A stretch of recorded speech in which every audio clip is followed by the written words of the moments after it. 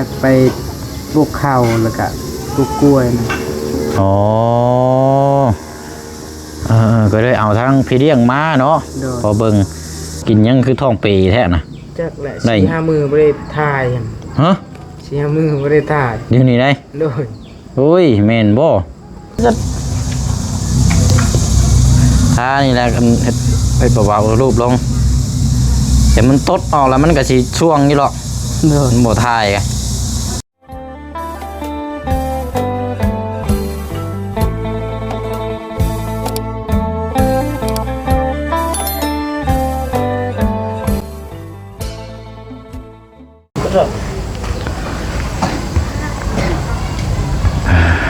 พี่น้องเนาะเปิดภาพมาจะค่อยคำลงแรงตะเว้นใกล้จะตกดินแล้วพี่น้องเนาะมาอยู่หน้าบ้านเฮือนซานของทางพลักน้อยมื้อนี้กับพี่น้องเนาะมารอบเที่ยงหันมิดสมอยสมีพี่น้องเนาะจักเพิ่นไปทั้งใดกลับมารอบนี้คือว่าน้องยังก่อนนี่โอ้ที่ว่าเมื่อหันบ่นี่นะแล้วเจ้าพ่อหาผู้มาทำแล้วเอานี่พี่น้องเนาะแสดงว่านี่มือหับทางน้องๆเพิ่นไปจักลอกจ่านี่เนาะตั้งเทิงผลพลักไผอยู่เทิงขนาด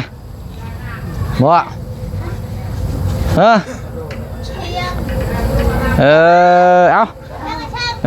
เอา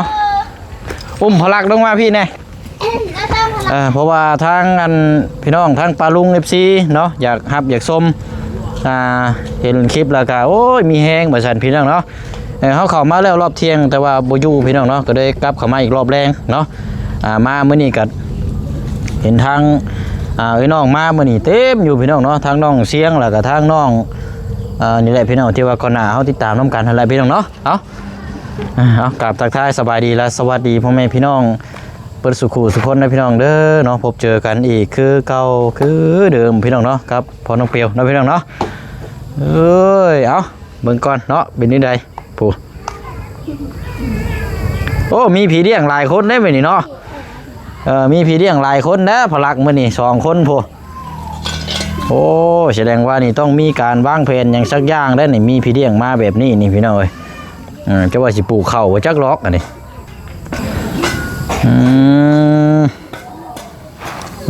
เอาเบิ่งก่อนมาพี่ลูกมาพี่มาเร็ว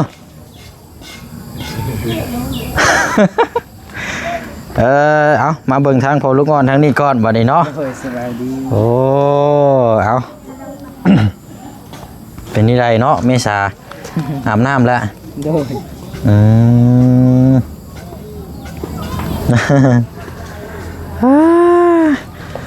เยอะละเยอะเยอะอันน่ะไอ้เขามารอบนึงนั่นแสดงว่าพากันไปพุ่นบ่โดยอ๋อ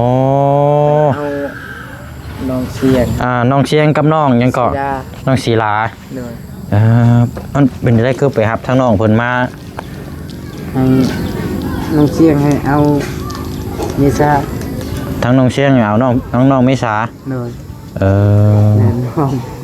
ศิดานเอาพลักน้องผู้อีกน้องศิลาเอาน้องพลักเอาเป็นได้คือว่าจัดแจงแบบนี้เขาอยากไปปลูกข้าวแล้วก็ปลูกกล้วยนะอ๋อ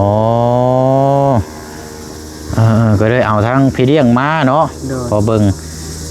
แต่ว่าก็คือว่านี่ไปบ่ได้หึงแล้วนี่ทางคนน้อยนี่แล้วเนาะ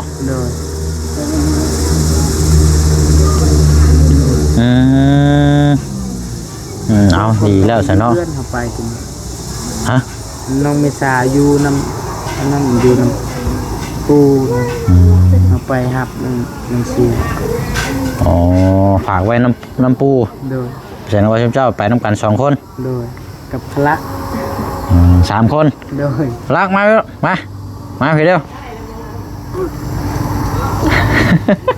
นางดินเฉยพี่น้องแม่มาพี่เร็วมา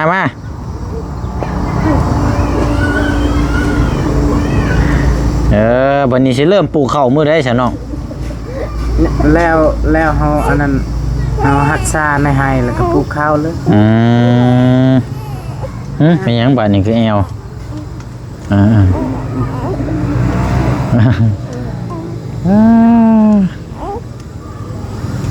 เอาเลยเนาะ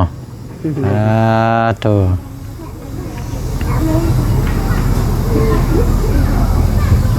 เอาได้อย่างเด้จะเฮ็ดกินมื้อแรงนี่เนาะให้ยกข้าเจ้านั่นบ่ได้ยากเวียกยากหยังเนาะโดยก็ได้เอามาเบิ่งเนาะดูแลข้าเจ้าก็มาอยู่เนาะใครอยู่เนาะโดยเอาอย่างมาเบิ่งก่อนสักเป็นใจเนาะใช่หยุดอาบแล้วบ่น้ำนี่อาบได้น้ำเนาะเนาะแข่งขากับพูดแล้วอันนี้จะมาอาบน้ำเฮ้ยน้องเชียงสบายดีเอาสบายดีล่ะไปดี โอ้จะเป็นสาวอะไรมาบัดนี้เนาะ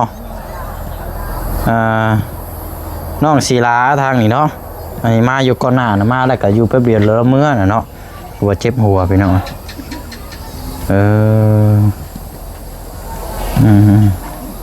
มาเป็นพี่เลี้ยงแล้วนี่เนาะบัดนี้น้องเสียง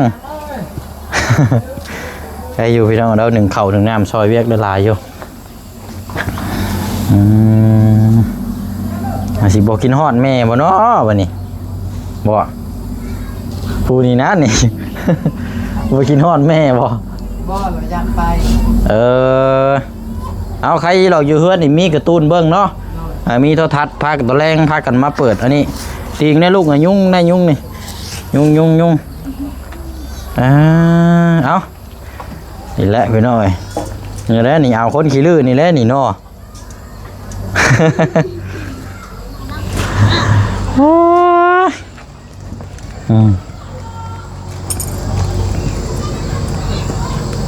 แต่ว่ามากก็บ่เห็น2คันเลยสิเอาไปคนละคันบ่กับ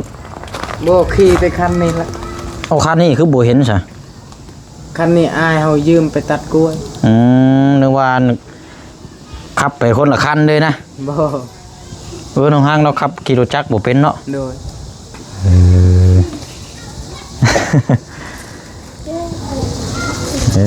เอาฉันเนาะเดี๋ยวช่าง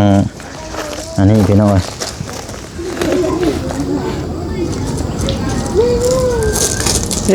เอานี่ใด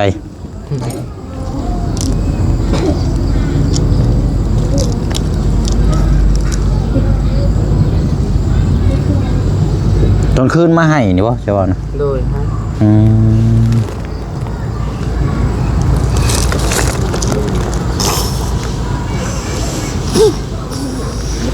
คักแต่ขอนเนานี่ได้นี่เบิ่งนี่แง่มยังนะว่าบ่ฮะ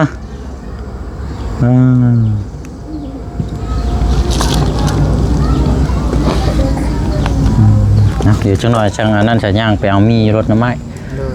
เพราะว่าทางน้องๆเพิ่นมานี่แหละพี่น้อยแสดงว่ามื้อนี่สิเริ่มพากันเฮ็ดเวียกเลยนี่เนาะมื้ออื่นไปแล้วโอ้แต่ว่าก็ไปก็ต้องไปมาไว้อยู่ได้เนาะต้องเผาเห็ดเผาม้าเนาะเพราะว่าทางลูกคนน้อยวัดบ่ได้กินนมนั่นเนาะบ่กินนมจากเต้าแม่ครับปั๊มได้หรือบ่ได้แต่ว่ามันอันนั้นได้ปั๊มออกมาเลยต้องให้กินได้คันป้าไว้เนี่ยมันอยากเสีย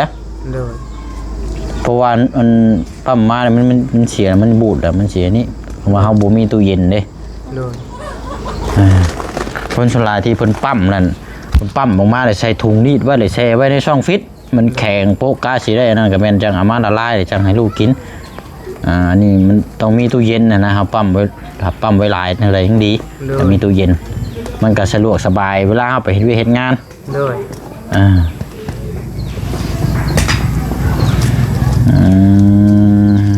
เอาดีแล้วสิเนาะแต่ว่าการทำความสะอาดเอาได้เนาะรักโอ้เนาะม่วนแล้วบาดนี้เนาะมีเอื้อยมาเด่นน้ำเลยบ่เงียบบ่เงาแล้วบาดนี้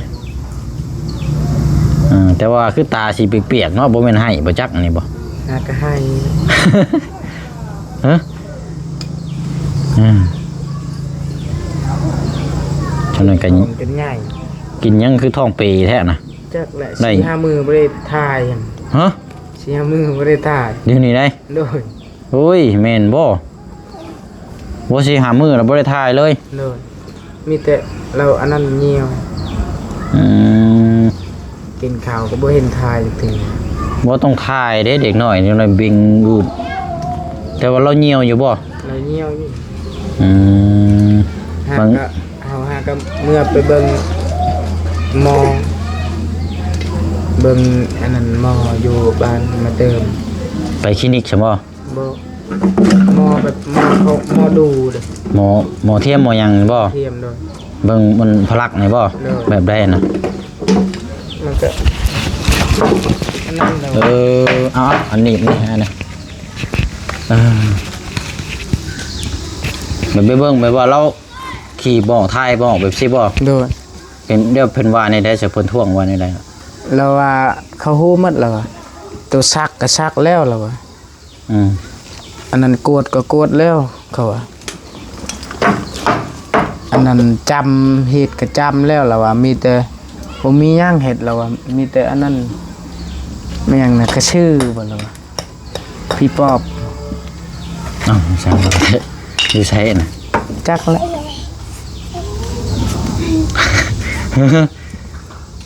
แน่นท้องนี่บ่ โดย บัดนี้มีวิธีแก้อยู่บ่บัดนี้ มีแล้วว่ามีแต่เอาไก่ตัวหนึงแล้วก็ครอบแล้วเอาไก่แล้วก็ครอบมัดแขน อืม ครอบ แต่ว่ายังบ่ทันได้เฮ็ดเนาะ โดยนะ โอ้ยไปดินแปลงนั่นแท้น่ะแปลงคัดของน้ำโอ้ยเนาะชาติแหละนี่เมื่อยเด้ เอ้ย มันสิแซ่บเท่านั้นแหละนี่เอ้า เยอะๆเยอะ เอามานอกพี่มานั่งอยู่พี่แต่นั้นประตูชิหนีบมือนิ้วน้อยดุดอย่างนอน ลายมือเลยเราบ่ได้ทายมึงทอง ถ้ายังคล่องคอเบิ่งอย่างจ้ะอ๋อเนี่ย แน่น 4-5 มื้อบ่ได้ทาย ดู โอ้ น่าสิกลัวเลย4-5 มื้อ โอ้ย บ่ได้ทายบัดกลางคืนละให้ตลอดกลางคืน แต่ว่ากินนี่กินหลายเนาะ โดยกินอยู่ข้าว ข้าวน่ะกินอยู่แต่ว่าบ่ทาย โดย น้ำใสนั่นแล้วนี่ต้องไปหาไปคลินิก ให้เพิ่นวางยามาให้กินละลายท้องจังหน่อยท้องบิงคือนี่แตกเด้นี่บัดมันมาบัดเดียวนี่สิคล้ายๆนี่คือเมียมื้อพอตู้7 ปีเด้ โดย ให้พาไปนะเนียนทายหมอกเหี่ยวบออกนี่เบ่งโอ้มันจังน้อยให้ก็สิแม่นเจ็บท้องนั่นแหล้วง่ายว่าแล้วบ่อยู่นิดหน่อยบ่มีหยังดอกมีแต่เกี่ยวกับท้องลำไส้อย่างเดียว กลางคืนละให้เฮาจนอันนั้นจนมันจะหายตีถึง แม่นแล้วซะน้ำท้องลำไส้นะมีแต่ว่า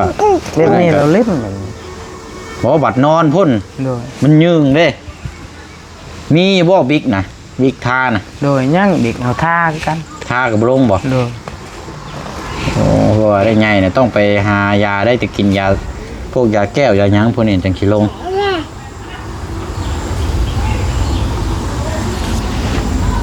4-5 มื้อเลยเนาะโอ้ยแม่นแล้ว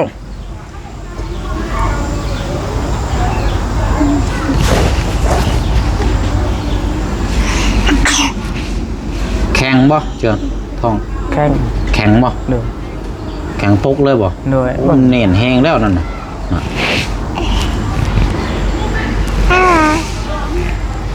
ข้าวเหนียวแล้วกินบ่ โดย หยุดกินข้าวเหนียวก่อนก็ได้ข้าวเหนียวมันทายเนี่ยนิดหน่อยนะมันกินพวกมันข้าวเจ้าก็ได้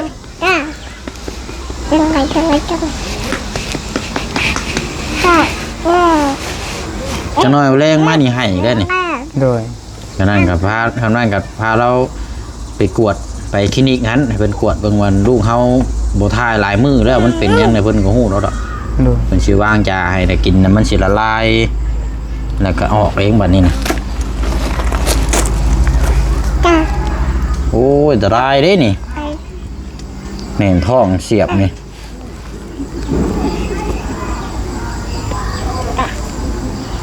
เอาไปดูเทียมไปดูอันนั้นหมอดูเทียมนะเขาว่าป๊อบ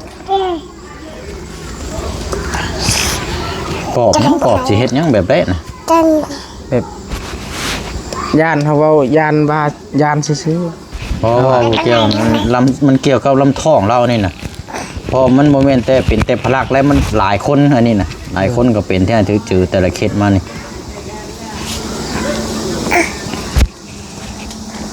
เห็นยังไงนะ อืมโอ้ยเนาะยิ้มอยู่ล็อกตัวนี้คำคืนจังหน่อยพอแล้วเจ้าเถิงนี่สิให้อีกนี่ ๆกลางคืนให้ตลอดเลย มือตอนหากระเป็นนั่นจนสดแจ้งแล้ว บ่มันแน่นท้องมันเจ็บท้องนิดหน่อยน่ะมัน ตาจนอันนั้นหมดตาจนโพงหมดหาย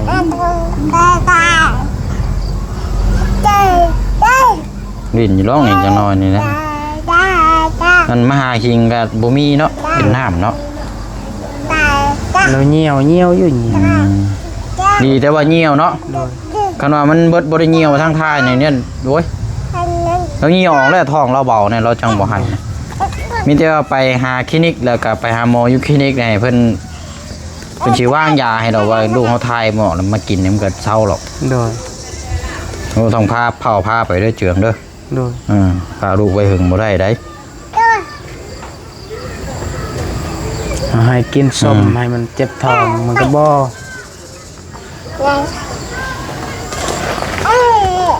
อืมลิ้นอยู่แบบนี้น่ะติ โดยแบบนี้ลิ้นบัดตอนสินอนนั่นโอ้ยหาย นอน บ่แม่นหรอกย่านเป็นห่วงเวลาคือเจ้าไปเฮ็ดเวียกบัดตอนเว้นนี่ทางน้องๆอยู่มันบ่ได้ฮู้หยังได้มันเฮ็ดให้ โดย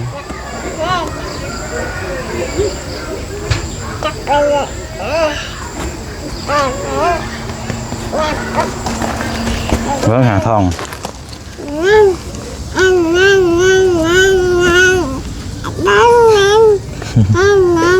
เบิ่งอย่าเว้าเสียงดังนะเฮ้ยบ่แม่นรถนะเฮ้ยเงียนๆอยู่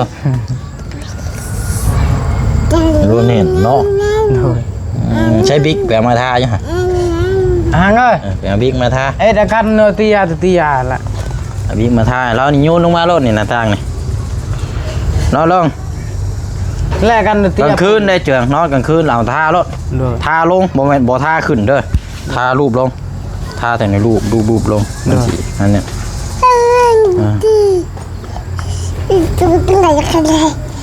ดีแต่ว่าเราเหี่ยวได้เนาะโอ้ ตะ ย ไคร้ เห็นอยู่บ่ ปกติเด็กน้อยมันนี่มักท้ายเด้อ มันก็ขึ้นอยู่อาหารการกินเฮานำแล้วบางเทื่อกินแนวแขนลายมันก็ท่ายะ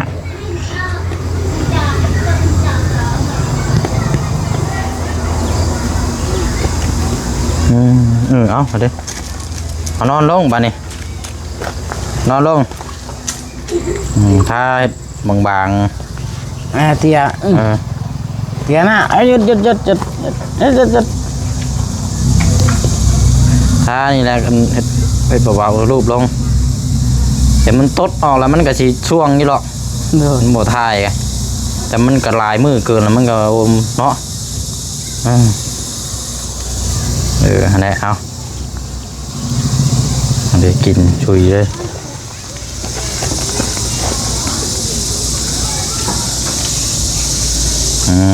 เอาอะไรบานนี่ปิดว่ายามนอนกับอันทอให้เราอีกทีนึง โดย จังช่วงเนาะเอาเล่นแล้วมาได้บานนี่เนาะโอ้ยเดี๋ยวมาได้นี่ยันว่าเวลาเราเจ็บท้องมาเนี่ยบ่ทั้งน้องเชียงน้องอันนั่นแล้วอยู่รถนี่จะบ่จักหยังนะ บ่กังเว้นแบบนี้แล้วบ่กลางคืนนั่น กลางคืนพุ่นเด็กน้อยเนี่ยมันชุดลายนะมันสิเสียบท้องนะอะไร ยายอ่ะเยอะเด้อเยอะ เนาะป้าชาเจออุ้มเอาพลักก็ได้เดี๋ยวไปเอามันมีน้ำไม้มาไว้เลยเพราะได้เห็นทางน้องๆเพิ่นรักเขาเลยต้มกินพี่น้องเยอะมาแล้วก็จังอาบน้ำ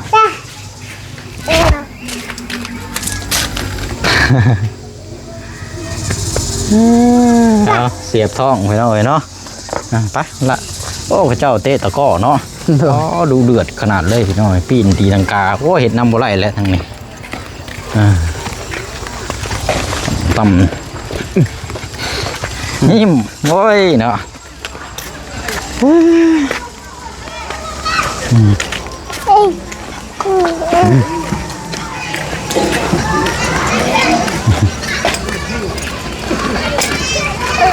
ไปเดี๋ยวเขานี่พี่น้องเจ้าเตะตะก้อเนาะยืดเต้า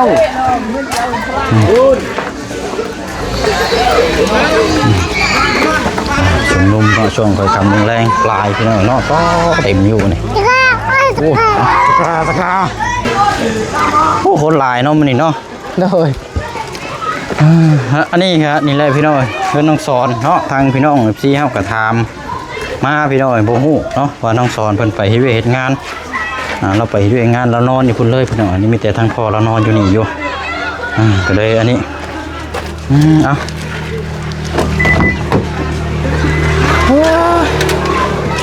ามีแต่ว่าแล้วเอาไปแก๊สนึ่งเลย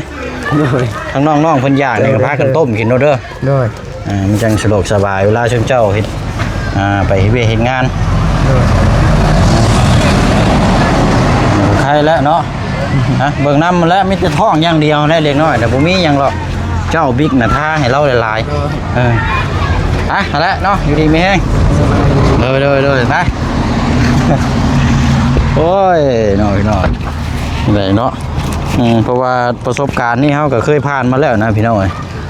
เด็กน้อยมันให้นี่มีแต่เจ็บท้องเสียบท้องอย่างเดียวมีมหาหิงหรือว่าบิ๊กเนาะนอกหนึ่งมากมันกินลาแล้วมันบ่ท่ายนะพี่น้อยมันก็จุกแน่นตลอดเนาะนี่ก็บ่ยากมีแต่ว่าเป็นไปไล่ก็ไปหาหมอไปกวดสุขภาพเบิ่งเนาะพี่น้องเนาะอะไรพี่น้องถ้าว่ามาทันมื้อก็เดี๋ยวสิมาเยี่ยมยามทำข่าวเบิ่งน้ำกันอีกเนาะพี่น้องเนาะเอาลาพี่แล้วน้องไปก่อนเด้อพี่น้องเด้อน้องบดสุคนพบพ่อกันในคลิปหน้าเนาะคลิปนี้ไปแล้วเนาะพี่น้องเนาะสบายดีเด้อพี่น้องเด้อ